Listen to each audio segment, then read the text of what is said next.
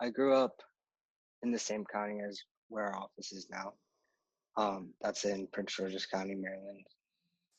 Um, I lived in like a suburban area, art school after high school.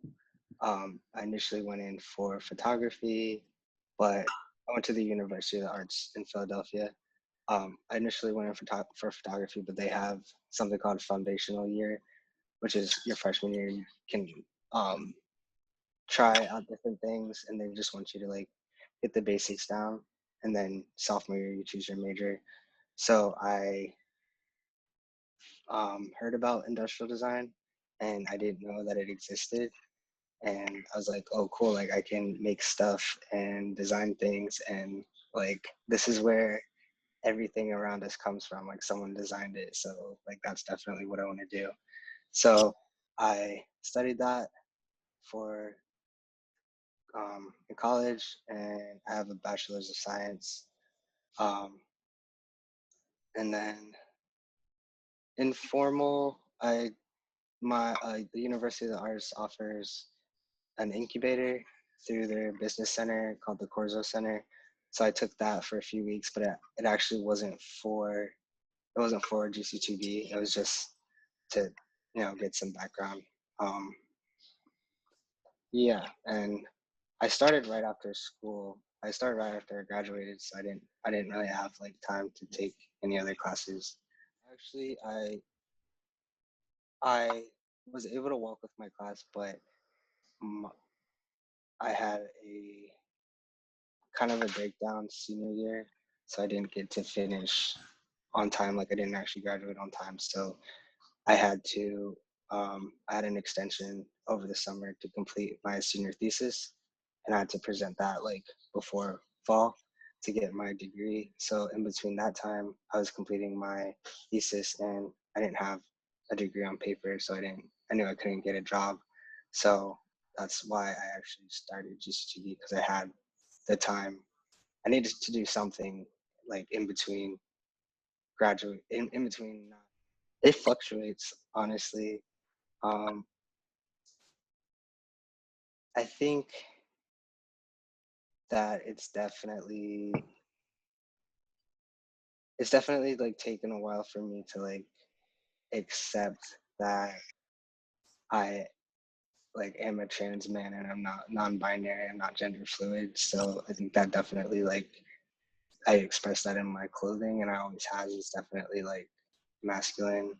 Um, Sometimes I'm plain, and it also depends on like how I feel about myself. Um, like recently I've been on testosterone. I started testosterone 5 months ago, so like I'm feeling better about myself. So I'm wearing more tighter fitting clothing because my body's starting to redistribute, and I feel more comfortable in my own skin.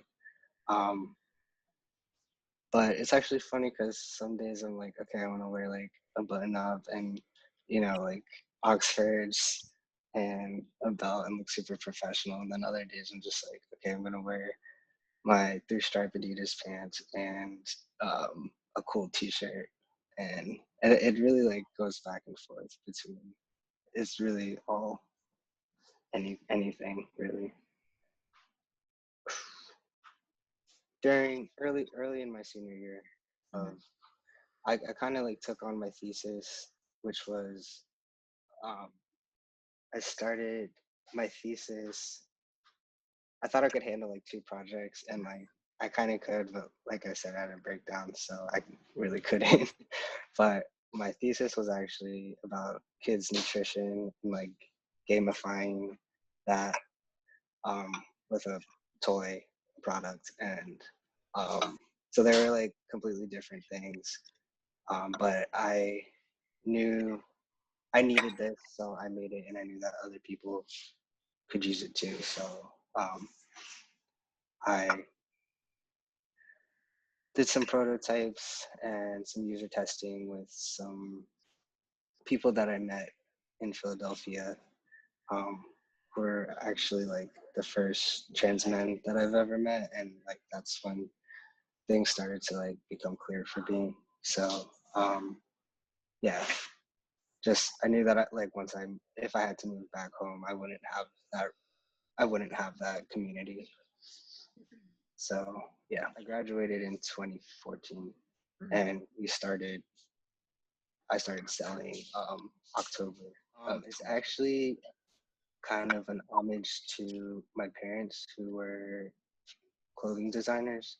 They had a junior line, like urban clothing, back in the late 90s, early 2000s. And then the recession hit and it kind of fell apart. So they still had all of their access to their fabrics and their knowledge and their machines. And they actually started making clothing for exotic dancers because that was like the one industry that wasn't really going anywhere. So that kind of like put me through college, and but the name of their original company was gc2, or gear company. A lot of people ask, and it is kind of like a drawn out story. So like I didn't really want it to be like super obvious, like, you know, queer in the name, or, you know, but it's gc2b transitional apparel, so that like clarifies it. But yeah, we kind of let people like make it what they wanted to be. Like now it's go create to be for me personally, because I knew that in order to be what I wanted to be, I had to like go and create this thing and like just constantly create in order to like be happy with myself. So we're all e-commerce. And then the only times we sell in person are during conferences, and we did our first Pride this year, which was crazy. But yeah, so we have our manufacturers, and we give them orders, and we receive all the product here. The office that we're in now is 4,000 square feet, so we have customer service in here, and our shipping team and storage. And we run through Shopify, and orders come in the back end, we ship them out, and then customer service just deals with any inquiries or order issues and size. We've had a lot of people ask for wholesale prices, but I think the nature of the product with needing, you know, custom sizing and like the high possibility of needing to exchange, I don't really want to. I feel like if I let other stores sell it, then it'll kind of take away from the brand. And I don't want like people having issues and not having our customer service handle it, who like always, we have like a 99.7% satisfactory rating. So like, I don't want to, you know, tarnish that or our reputation. Yeah, because a lot of people are nervous to ask, you know, and I think getting your first binder and realizing like it's something you want to do is in itself a huge process. So I think even reaching out to the people that are, you know, providing that to you is still, you know, makes some people nervous. But yeah, we get all types of inquiries. We even get you know, people talk to us about coming out and stuff, and like that's not our job, but like a lot of our whole customer service team can relate to the customers, so it's hard to disconnect, you know. Um, Everything. yeah, like recently we switched around some employees, um, so I've been filling in and shipping, and I haven't shipped in like 3 years, but so yeah, like the past 2 weeks, like I've been coming in almost every day, making sure orders get out, and creative direction is definitely like my certain job duty. I have an assistant graphic designer, and they are really good technically. So we usually, um, discuss the vision and go back and forth with graphics, mostly for Instagram, like sales and stuff, and a lot of planning and community stuff, marketing, like keeping up to date with things that are happening in the community, and outside of the community too, like successful marketing campaigns and how we could, what we can really learn from them, not necessarily recreate them, but mostly just learning for now to use in the future. And then I handle all the financials. I pay everybody. And yeah, I mean, there's always like something coming up, like even, in your office, interpersonal things, like meeting things. And there's always something new. So after I'm definitely willing to do anything. It doesn't necessarily mean I know how to do everything.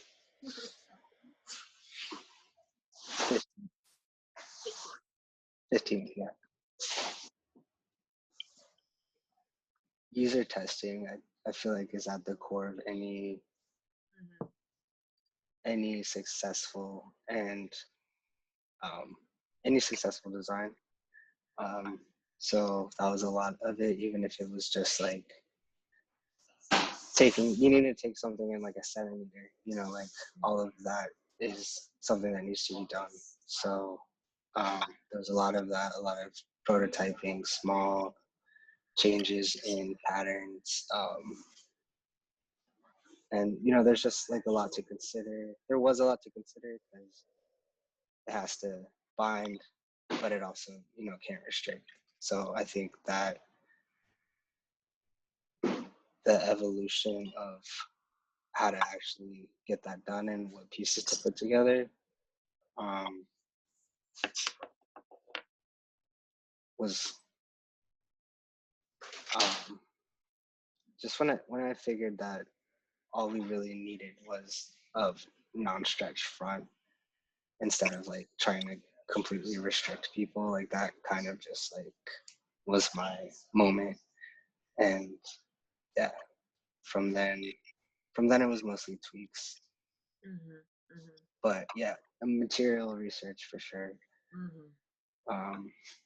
No, something non-stretched that's not itchy and doesn't shrink when you wash it. So like the spandex wouldn't shrink, but the inner material could possibly shrink. So find something like that and something sturdy enough that's gonna hold the rigidity and the form in the front, but not be like too solid. Yeah, it was more so I more so learned the theory of that and how important it is in different methods. But we didn't specifically learn like pattern making or, like if you were like a furniture person, then you were kind of like, you found your own resources to like self-teach yourself that. And if you were into clothing or, 3D printing, like everyone had their own lanes, but we were all briefed on a lot of this stuff, but we weren't like taught how to sew or how to like really make something. So, yeah, a lot of it is self. So I actually absorbed my parents. So they started with us with one factory in um, in Maryland, and then we were just growing so fast, and I was kind of like getting upset with them that they couldn't like work faster. But so we found like a dedicated um, manufacturer in Baltimore, and then that guy, after working with us, he like started to, you know, be able to rebuild his business too, because he's been in the game for like maybe like 40 years. So he had to like shut down one factory, but then he got to reopen it. So made that one dedicated to us as well.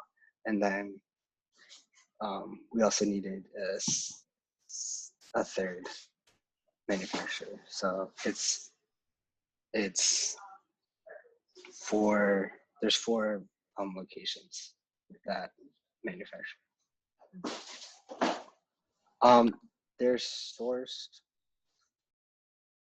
They're sourced from here, but I'm not really sure where those people get it from. But they are U.S. distributors.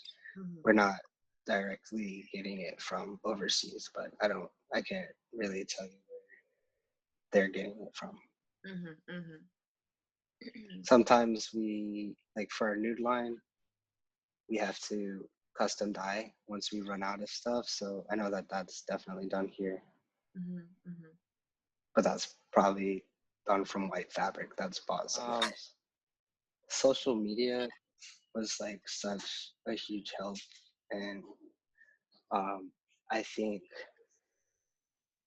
we now we know, but I think like initially we unknowingly created like one of the largest social media pages for transmasculine, genderqueer people to, want to be on and get advice from in the comment sections and stuff like that, and kind of a place to like celebrate and be body positive when we're showing people in their binders.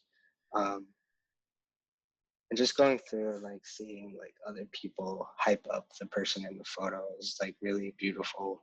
Of course, we still have to like police it for negativity because there's a lot of that, but I think that the community that we've created is really successful, and knowing like how many lives we've changed. Like when I did a lot of the customer service, just getting letters or reading some emails, I just really like couldn't believe it. Like people really saying that, they're able to leave the house, because I've always like I've been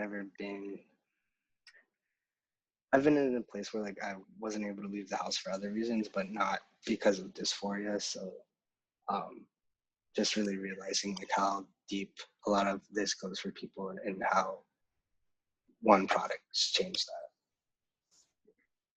that. And yeah, I mean, I think it's just like overall really successful and really cool stuff happened. So, but yeah, so social media and changing people's lives for sure. The ability and their drive, because I feel like if there's just a point where it's just like growing too fast, and I like literally had to work like all day, and my best friend told me answer emails, and then finally someone asked if they could like ask me if I needed help, and I was like, yeah. But I think like the adaptability, so like just keeping things moving and like really just doing whatever it takes to like get as much stock as we can, because we're low on inventory, or making sure everything goes out and making sure customers are happy, and getting an office together because we have no room, so adaptability, and I think drive, because I don't know, I could have been like, oh, this is too much, like we're just going to be super super small and only have a limited amount of inventory, and that's it. But I didn't want that, so I just do my best to try to grow it and to also adapt to some of the growth that I didn't expect. Just like how fast it grew, really. I think I made six or eight sales my first day, and I was like 16. And then like the next week was like 36, and then it just kept going up. So I was like, I couldn't believe it. I really thought it was just gonna be something to hold me over until I could get a job at a firm. Mm-hmm. Yeah, so I guess the growth is what really surprised me. I feel like I'm not like surprised much anymore, because I think that was probably just one of like the biggest surprises that just really changed everything. So anything after that is just something that comes with it. Trying to keep up with stuff by yourself or with a small team. Also, knowing you need to make a decision on stuff, but you know, never not having any experience with this and not knowing if you're going to make the right decision, especially with like if we like if things grow out of nowhere and then you're like, oh crap, we need like 5 more employees, but then it's like you never know what next month looks like. Like this could just be like something, some random growth, and not wanting to make mistakes.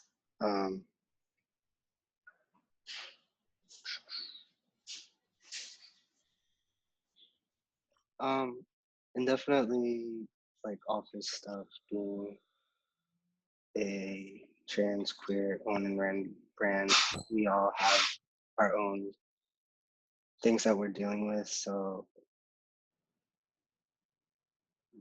the office is supposed to, be a safe place and an accepting place, but there's a lot of like heaviness that's brought in just because of the nature of what we do. And it could be something like an email from a customer, like giving us a lot of information that they should probably be giving a therapist, or someone experienced something on the way to work, or even interpersonal stuff. So I think being a queer brand and like wanting to be authentically ran and queer owned is a struggle in itself. That where they change their lives for the better. And I really like getting stuff from parents, because one, I like seeing that there's accepting parents out there, and just thinking back with my history with my parents, like knowing what these parents are going through and like where their kids can be, like their kids can be healthy and independent, and just seeing the beginning of that and seeing the hopes that their parents are beginning to have just because their kids are smiling now and able to leave the house is really great. And I have a few friends and acquaintances that also have small queer brands, um, very small, mostly like Instagram based, but they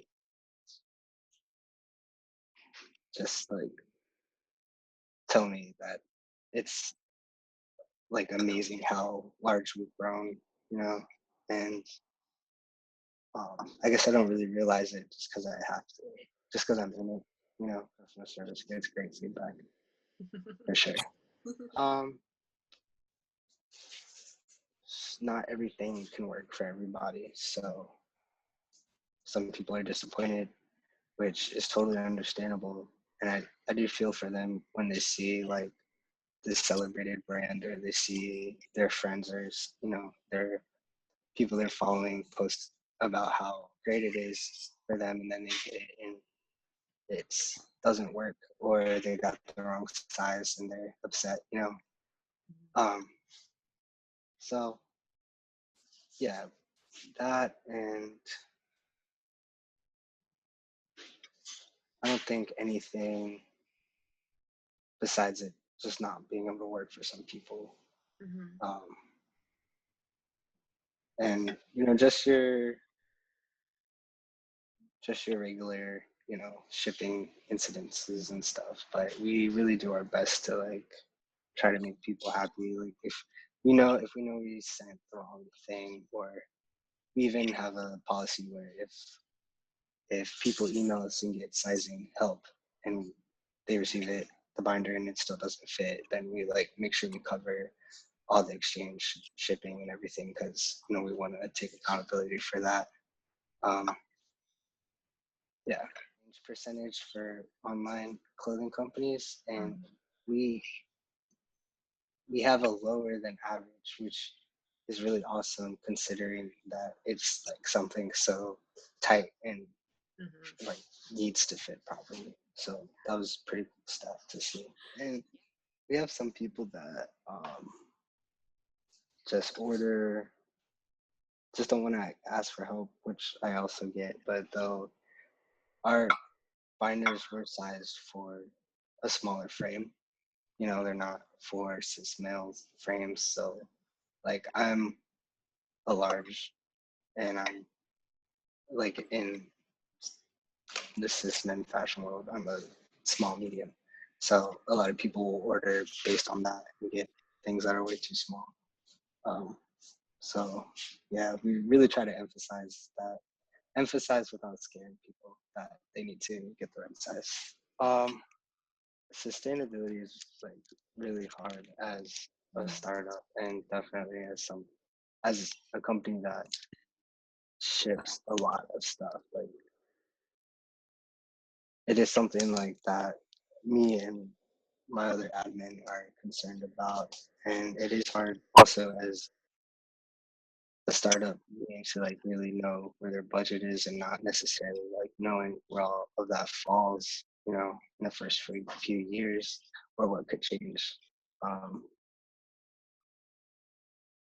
so that's definitely a challenge that we want to take on in the future. Um, Ethics, definitely making sure everything is made in the USA. Um, and I guess like in the office itself, no one's paid minimum wage. Everyone's paid above that. Um, everyone that's full time has the option to get health care. Like it's not dependent on how long they've worked here or where their salary is. We recently added a policy because we actually haven't had any of our employees leave for top surgery until this year. So we made a policy to allow employees to leave for any gender affirming surgery for a paid 2 weeks. Um, so kind of similar to like a parental leave thing. Um, yeah, so I mean, just making sure that things are as taken care of as possible and specific. So whether that's like changing or adding a few policies. We initially started a policy to transport people via Uber or Lyft, just to make sure everyone got to work safely. Larger cost than we started with, but it's something we're still reworking that like almost every month to like try to keep it and try to not have it misused. And so it's definitely a balance trying to offer things for our community and for our employees, but it's not have it taken too far. Um, yeah, especially in this climate. And I think things like we're based in Maryland isn't like necessarily any place to really worry about stuff because it's not like super urban where you never really know what you'll encounter, but it's also not you know you never know. um with the nature of the product, we do get a lot of exchanges, not necessarily returns, but a lot of the binders will come back used, and we're obviously like can't restock most of them. So in um, in hopes to, not just put product to waste. We do partner with a lot of um, organizations. The largest one is Point of Pride. We donate about 50 binders to them a month, and we just donate to them. We don't like help them run or distribute anything, but they're our largest partnership, and um, they have a list of people that they ship out to, and they'll request sizes from us. And if we have it in our donation stock, we send those out. We also partner with LGBTQ centers and youth centers across the nation. Um,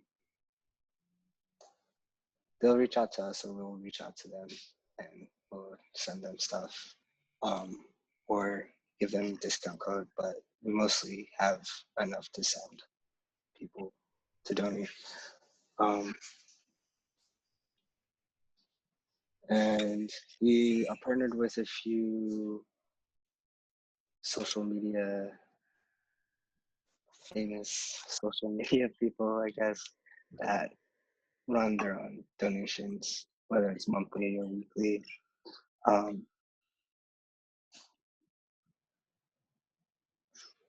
yeah, and then so mostly donating a lot of our returned products. And then if it's like,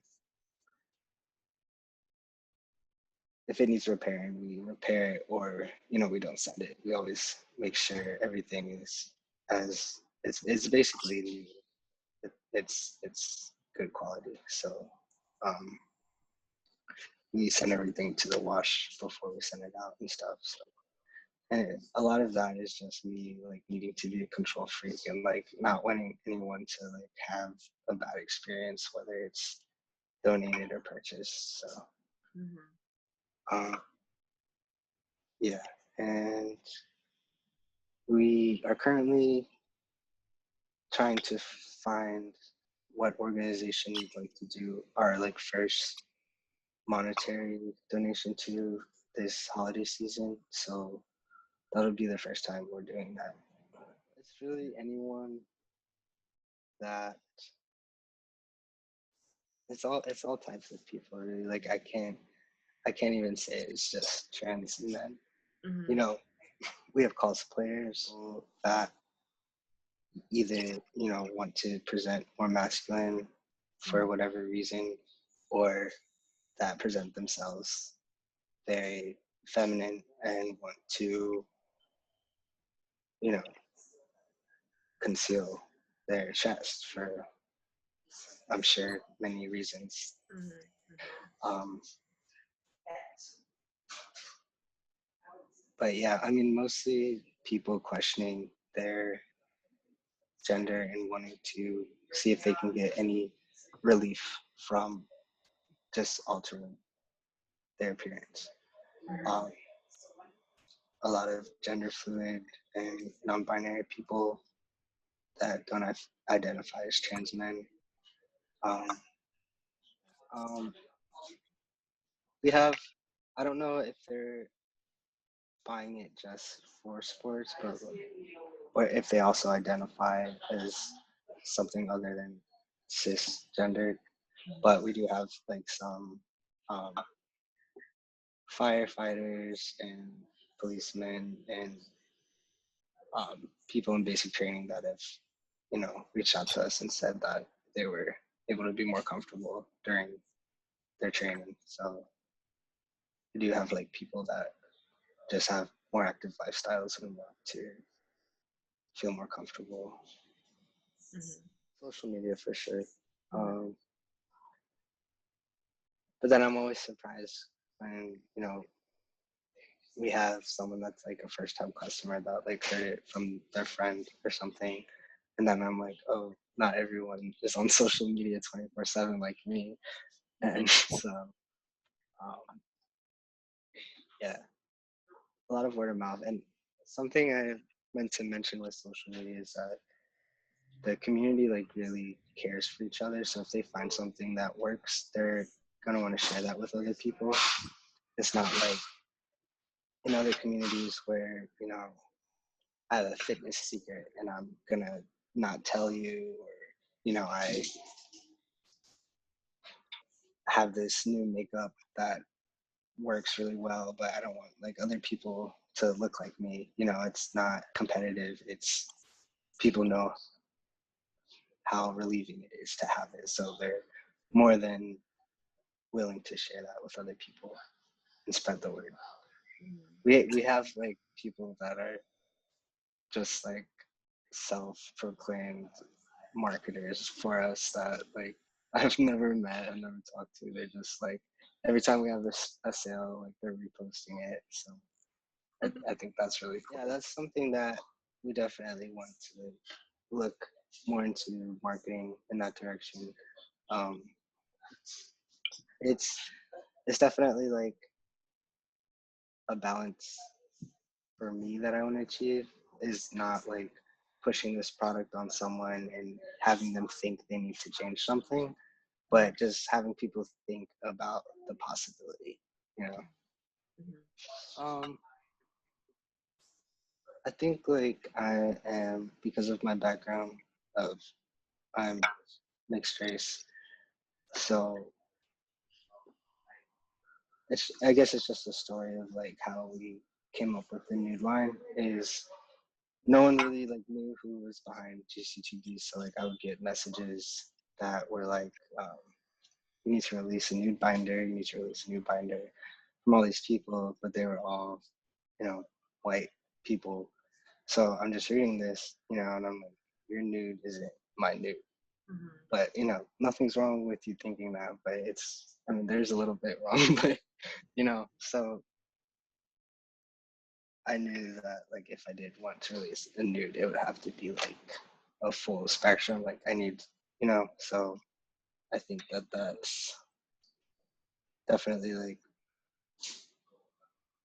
one of my more proud moments, I guess, as a designer and just being me, because